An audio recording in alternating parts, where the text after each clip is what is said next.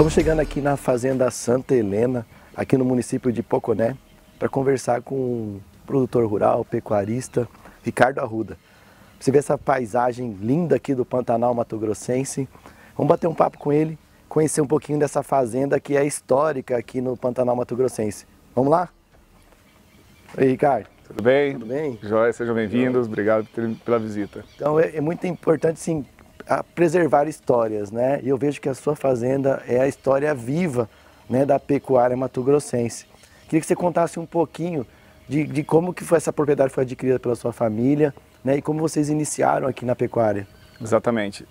Bom, a gente tem a grata satisfação de ser a quarta geração na pecuária, né, aqui no estado do Mato Grosso, no município de Poconé, especificamente.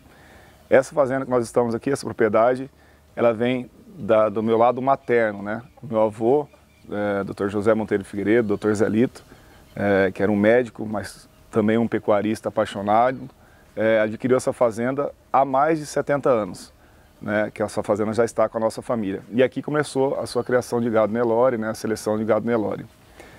Por parte de pai, a linhagem paterna, por assim dizer, né? Eu sou bisneto do intendente Antônio João de Arruda, que foi um dos fundadores do município de Poconé, né, aí naquela região. E as propriedades do lado paterno remontam ao tempo de Seis Marias, né? Então são propriedades seculares, sim, que estão em família. E como eu disse, a gente tem essa satisfação de ser a quarta geração aí de pecuarista, segunda geração de técnico, né? Sou veterinário, meu pai era agrônomo também na área, né? E apaixonado também pela raça Nelore, pelo cavalo pantaneiro, que faz parte da nossa história. Você viu, pessoal, que tem muita história aqui nessa fazenda. Eu vou pedir para o Ricardo para ele apresentar um pouquinho da propriedade para a gente conhecer um pouquinho dos detalhes, que eu vi que tem muito detalhe aqui dentro dessa casa que era legal para a gente mostrar. Vamos lá, Ricardo? Fica à vontade, vamos chegar.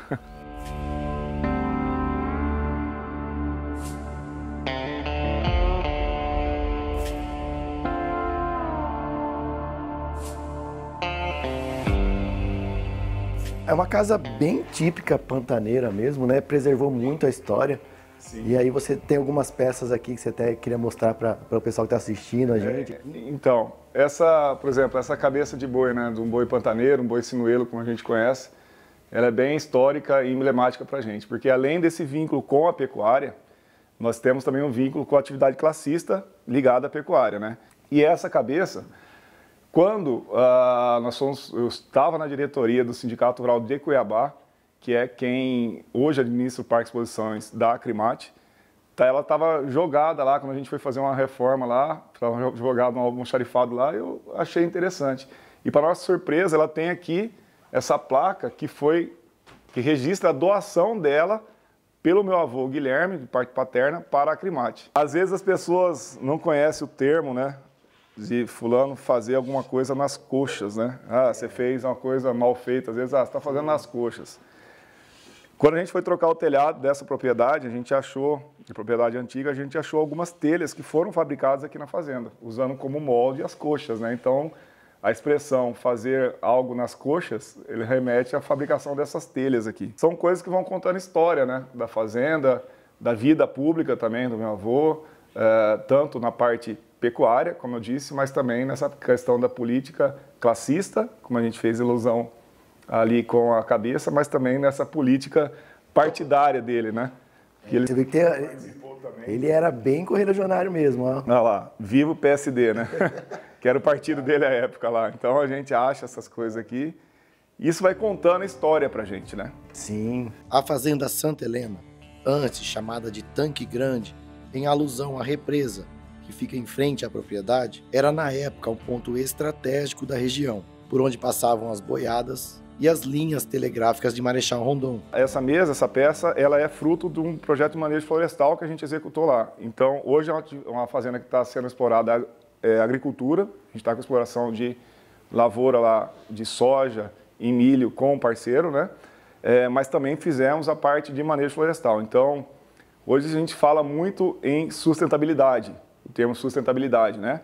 Sustentabilidade ambiental. Então, não existe nada mais sustentável do ponto de vista ambiental de que fazer uma exploração de manejo florestal sustentável. Trazer um pouco da floresta para o Pantanal, para cá, para que os nossos filhos, nossas gerações futuras também conheçam um pouco dessa floresta e possam amanhã depois ter interesse, despertar o interesse de ver isso, né?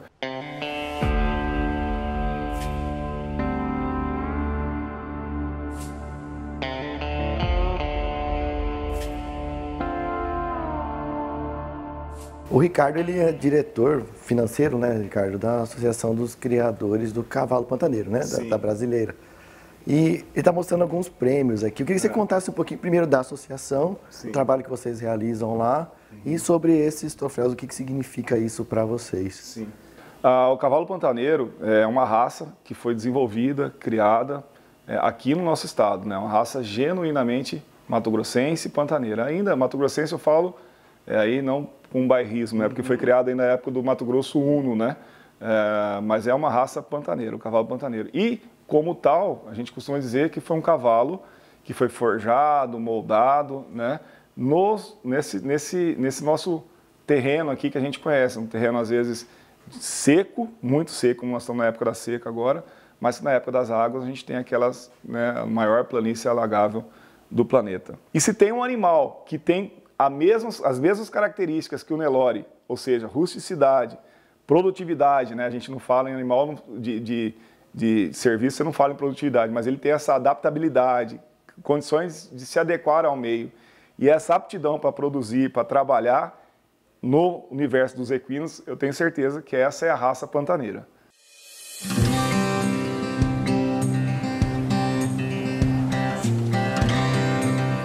Como que a raça surgiu aqui no nosso estado, né, essa evolução dessa raça? Tá, na verdade, quando a gente fala de Pantanal, isso é até interessante a gente falar, porque a pecuária, a gente falou que o Pantanal, o estado do Mato Grosso hoje é a maior pecuária do Brasil, uma das maiores pecuárias mundiais, né, estado produtor e exportador. Só que essa pecuária hoje não está no Pantanal mais. Muitos contam que remonta desde o tempo dos índios guaicurus, que eram índios cavaleiros, né? Aí alguns animais trazidos pelos espanhóis também, pelos portugueses, né? Que traz a origem ibérica do nosso animal, do cavalo pantaneiro. Porém, em dado momento, começou a se introduzir várias outras raças, por sangue inglês, árabe, enfim, para tentar ali melhorar aquela raça. E isso trouxe um grande problema também para o Pantanal, à época, que foi a anemia infecciosa equina, né? Para o leigo, a gente pode dizer que é como se fosse uma AIDS equina, né? Então, os animais ficavam muito debilitados, diminuía a sua resistência, diminuía a sua capacidade de trabalho e tal, e acabavam indo a óbito. Isso, por um tempo, até dizimou muitos rebanhos no Pantanal e foi, de certa forma, o start para se criar uma raça também, porque aí começaram a escolher os animais, começaram a selecionar os animais, controlando a anemia infecciosa equina, mas escolhendo, moldando, forjando já um biotipo de animal. Ricardo é um apaixonado pela pecuária, que segue uma tradição familiar. Hoje, formado em medicina veterinária, ele segue os ensinamentos deixados pelos avós, desbravadores dessa região pantaneira. Com o passar do tempo, muita coisa mudou, principalmente a forma de fazer pecuária. Os processos da pecuária, o que você acha que evoluiu nesse tempo? Trazendo para um passado mais recente, por exemplo.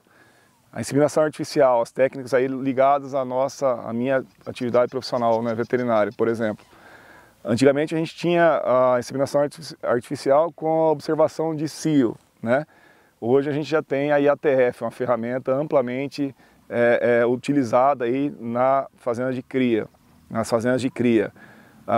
Partindo para a parte reprodutiva também, a gente tinha transferência de embrião lá atrás com método cirúrgico, eu cheguei a participar também e acompanhar. Hoje a transferência de embrião já é por fertilização in vitro e depois, né, os embriões são colocados nas receptoras já, não é mais por método cirúrgico, só através pela vagina, né? Então, tudo isso vai evoluindo. A gente tem a questão na área produtiva, a gente tem os confinamentos, semi-confinamentos, terminação intensiva a pasto, recria intensiva a pasto. Então, tudo isso são ferramentas que vieram a calhar com a produtividade, mas, sobretudo, com a sustentabilidade. Hoje aqui na fazenda você faz um trabalho de cria e recria, né? Exato. A gente tem, nessa fazenda propriamente, a gente faz um trabalho cria, recria e faz seleção também, que a gente faz rebanho PO, né?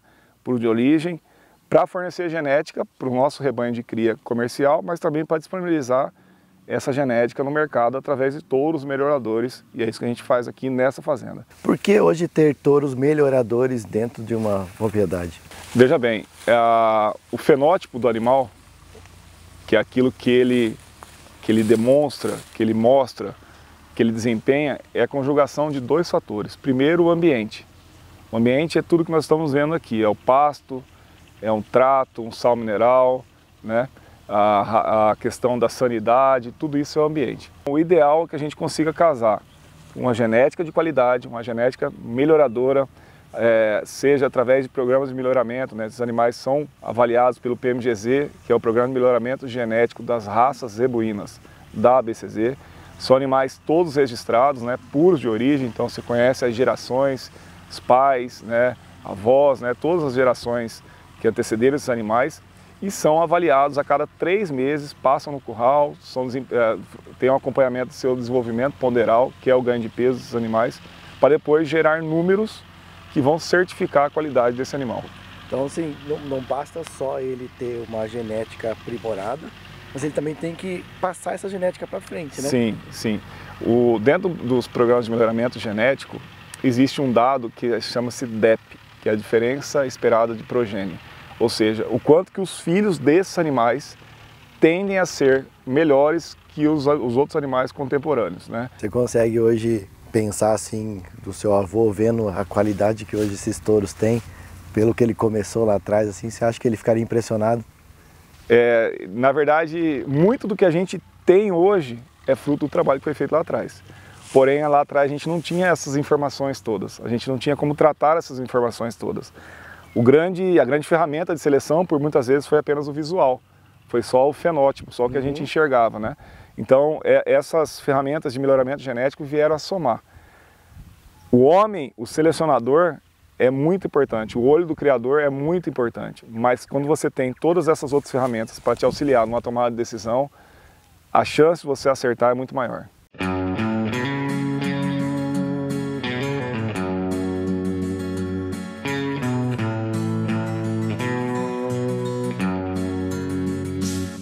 Nós estamos aqui numa área da propriedade do Ricardo, onde ficam as suas vacas já, né, comerciais, né, Ricardo? Isso, essa é a parte do nosso rebanho comercial, né, são as matrizes, são primíparas, né, vão estar parindo pela primeira vez na fazenda esse ano, né, e um pouco do fruto desse trabalho genético, né, melhoramento genético que a gente faz no rebanho de genética, mas acaba refletindo no rebanho comercial. Então essas são as mães dos bezerros comerciais.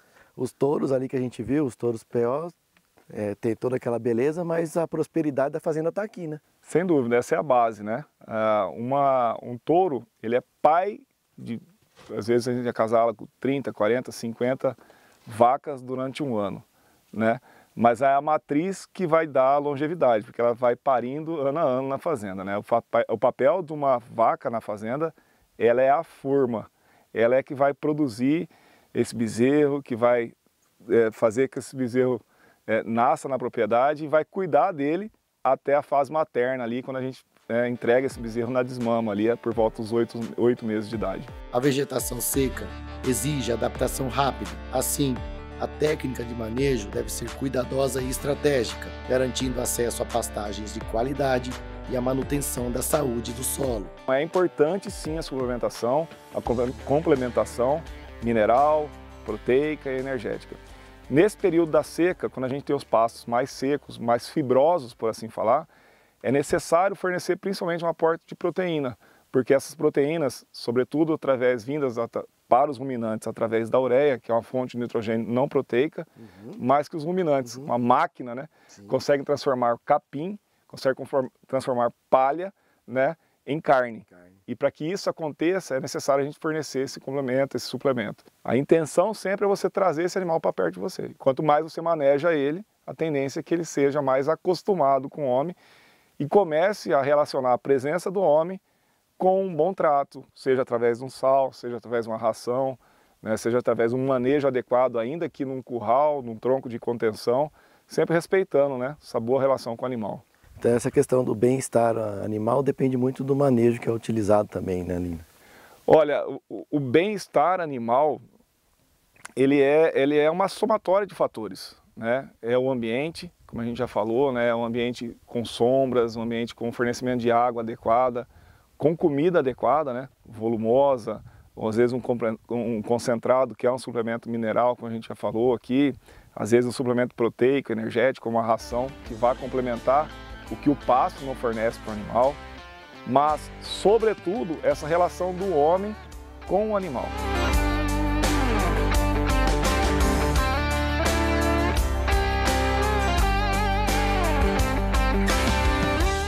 Ô Ricardo, obrigado por nos ter recebido aqui, obrigado por abrir sua fazenda e mostrar esse trabalho incrível que você realiza aqui. Obrigado a vocês pela visita, de mostrar um pouco do que é pecuária, né? Da pecuária que a gente faz aqui, uma pecuária de gerações, que a gente espera seja para gerações futuras também, né? Mostrando um pouco dos desafios, né? Das dificuldades, mas também das alegrias, sobretudo, de se viver no campo, de se produzir no campo de forma tão harmônica, tão sustentável e tão eficiente. Obrigado. Tamo junto.